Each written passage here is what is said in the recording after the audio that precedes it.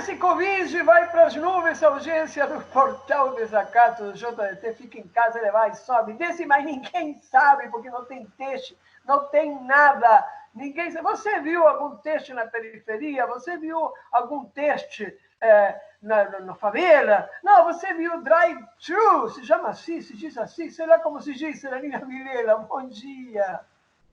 Bom dia, Raul Fittipaldi, bom dia, Jana Machado, bom dia, audiência do JTT.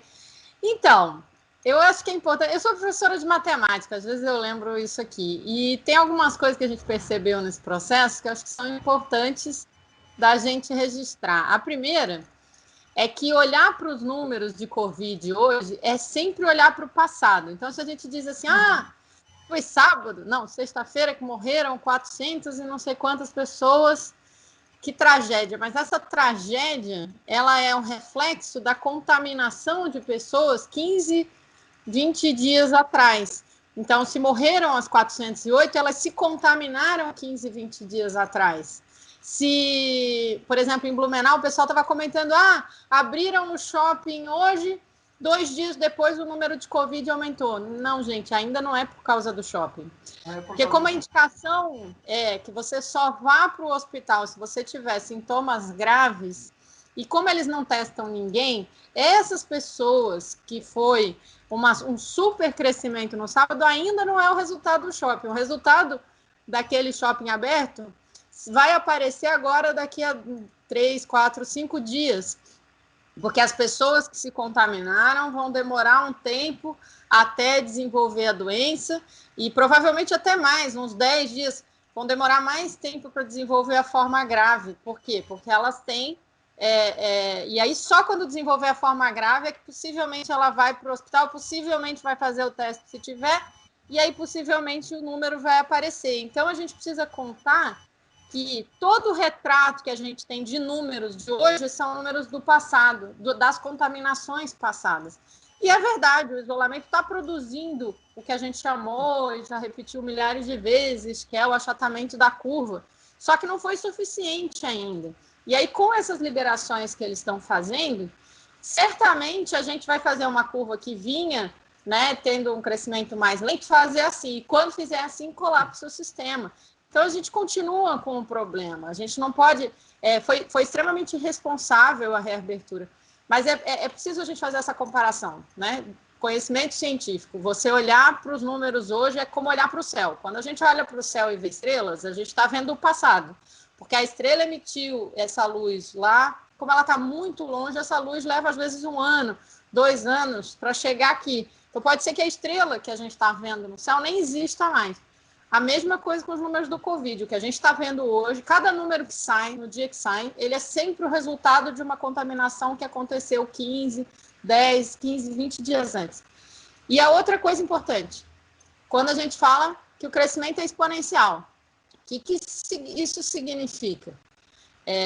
Teve um rapaz, eu não vou lembrar o nome dele, um professor, que fez uma explicação.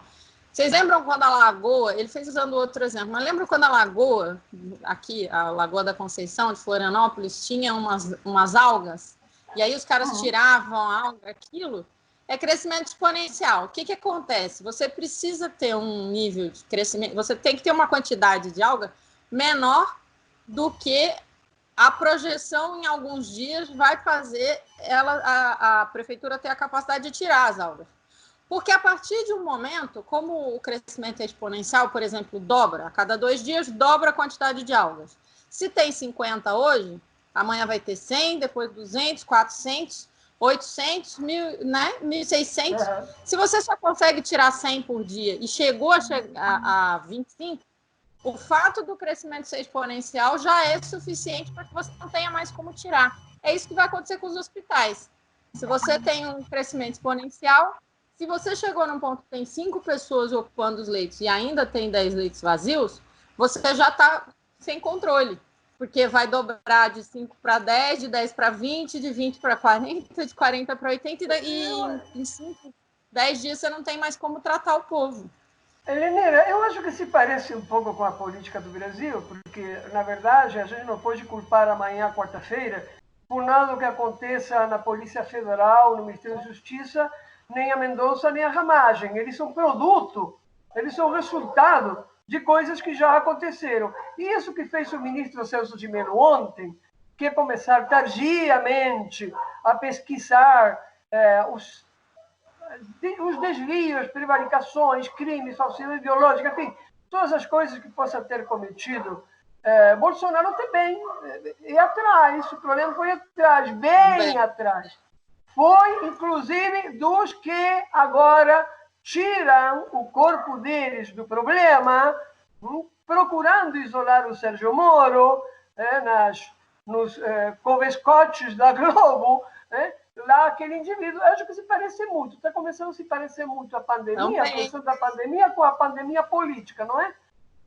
Sem dúvida, a pandemia política é a mesma coisa. Quando a gente não calou o Bolsonaro, há 20 anos atrás, quando ele disse que achava que a ditadura matou pouco, porque os 30 mil que foram torturados deviam ter sido assassinados, a gente colhe o resultado disso hoje, porque isso foi uma semente que ele foi plantando e que, em determinado momento, a burguesia brasileira e o mercado financeiro internacional acharam que era um bom instrumento para eles se manterem no poder e evitarem que o PT ganhasse a eleição. E é isso mesmo, é um negócio que começa lá atrás. Em relação à ditadura, nós temos vários problemas no nosso país que são decorrentes de atitudes que nós não tomamos quando derrubamos a ditadura, né? A gente permitiu que os torturadores de Estado não fossem punidos, a gente permitiu que a história não fosse contada, a gente não fez formação dos professores para que a história da ditadura fosse contada para os estudantes, e aí hoje é muito fácil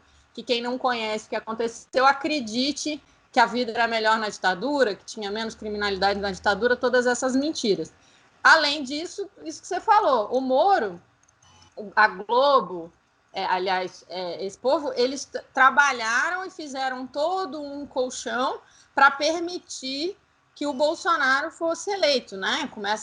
Tem o golpe da Dilma, tem o governo do Temer, tem assumir todo aquele projeto do Ponte para o Futuro, tem a prisão do Lula. Cada ponto desses é alimentar um processo que redunda, ao fim e ao cabo, para voltar ao assunto anterior, há muitas mortes de coronavírus daqui a pouco, né? Então, o Celso de Mello ter permitido abrir esse processo, para mim, confirma uma coisa, que é uma decisão desse grupo de poder econômico de realmente se livrar do Bolsonaro, porque a gente sabe muito bem que nem o Celso de Mello, nem ninguém no STF faz nada sem autorização desse povo, e é a confirmação de que eles sabiam já há muito tempo e escolheram o momento de usar a informação de que o Bolsonaro é um miliciano, é um criminoso baixo ainda, é um criminoso